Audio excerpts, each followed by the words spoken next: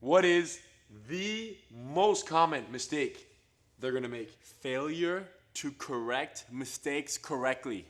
Huge deal. Your child or children will make mistakes. More than any other thing, they will make mistakes.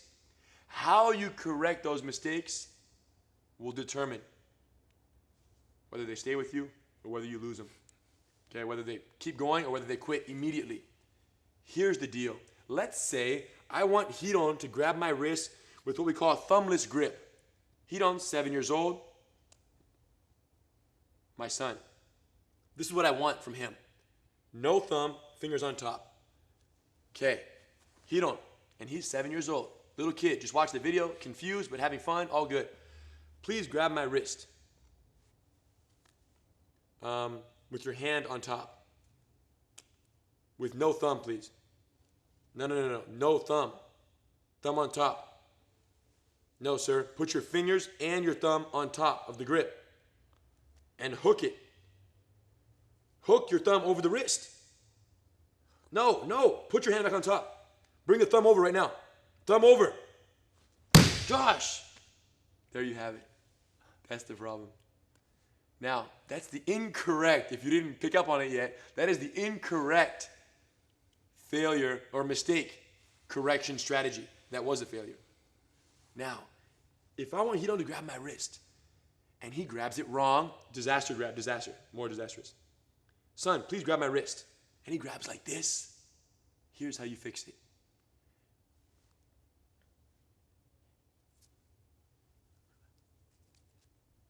Perfect.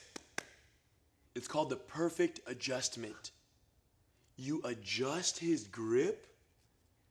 You don't say anything. You just adjust it. And you say, perfect. The perfect adjustment. Adjust, say perfect. Perfect. Now, think of the difference. When I was trying to coach Hiron to the right grip, look at what was going on inside Hiron's head. Imagine how dumb he felt. Do you think he would like to experience that every day? Multiple times? No. He would quit after day number 1. Gracie game 1. That was very fun, but thank you very much. I'm never coming back. You lose him forever. Now. This means you better know the techniques.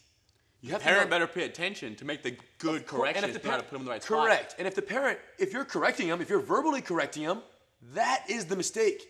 Because when you verbally correct the child, you leave room for interpretation and confusion. Language can be misinterpreted. But when I say Hiron, perfect, there's no misinterpretation. There's no way to mess up. You leave no loopholes.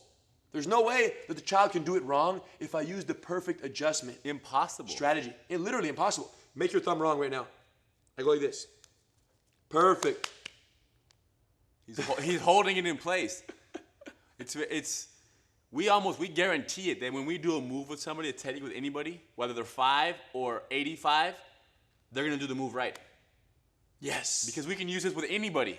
Absolutely. We use it with adults all the time. We don't just run up and say, no, don't do that, don't do this, change that. We just say like this. If the hand is wrong, if I want Hiron's hand on my knee, I don't walk up and say, Hiron, place your left hand on my left knee or my right knee. I say, perfect. Because they never, basically what this does is this is so exciting. I'm very excited about what I'm about to tell you. The secret to the perfect adjustment is that you fix the mistake without the mistake ever existing in the mind of the student. They don't even know they were messing up. They don't know. It's called an undercover correction. Totally undercover. Think about that. That means that when they practice jiu-jitsu, there is no negative association. They're perfect. All they hear is perfect. Now, they made 20 mistakes, and you fixed them. But guess what? They never knew they made the 20 mistakes because you didn't talk about them. It's called the perfect adjustment. It's incredible. The next time I land in this position, I'm going to remember, I'm going to feel this. I'm going to go to this because this right here is what got me that perfect. Yes. And I like the perfect. Yes. So now, whenever we land in the mount and I hold the wrist, say it. Perfect. Very good. Perfect, Hiron. And that goes into every position.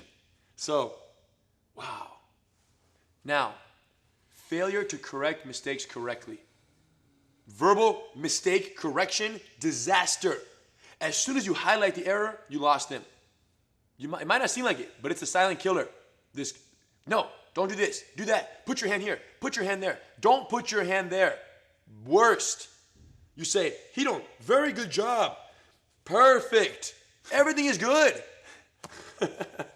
They don't even realize that you moved their hand. They don't even know. It's they won't even know. Undercover. Now, failure to correct mistakes correctly, equally important, that must be mentioned right now, is not all mistakes need to be corrected.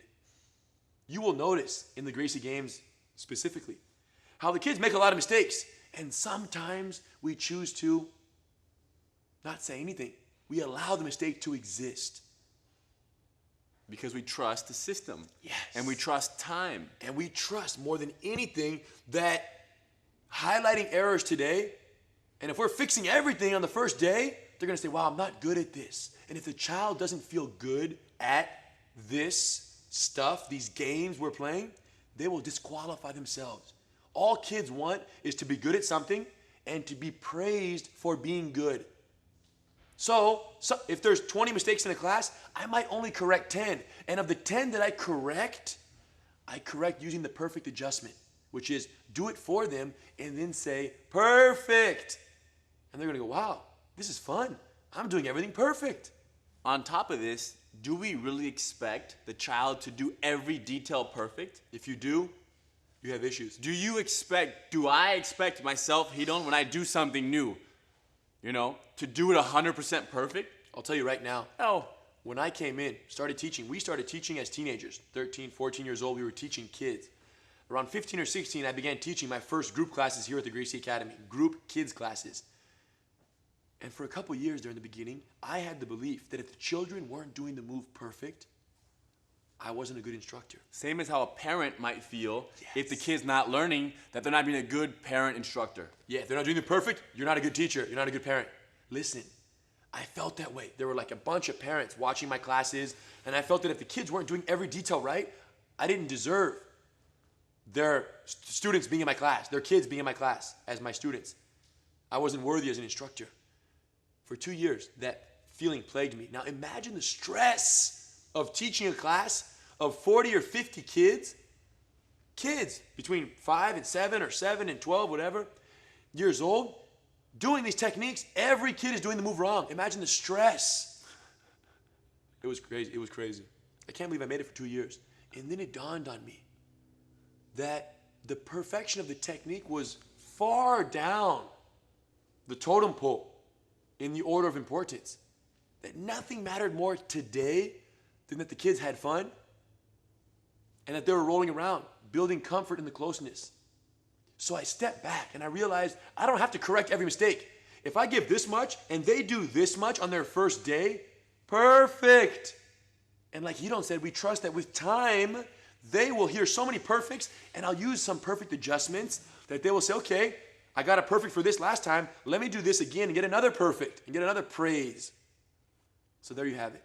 Once I took the burden off of needing the child to do every detail 100%, once I removed that from myself, I went from being a new kids teacher to an incredible kids teacher, because kids had fun. They came to my class like super pumped. The moves were only done 50% correctly, but they were pumped to be there because I only praised them and there was no negativity.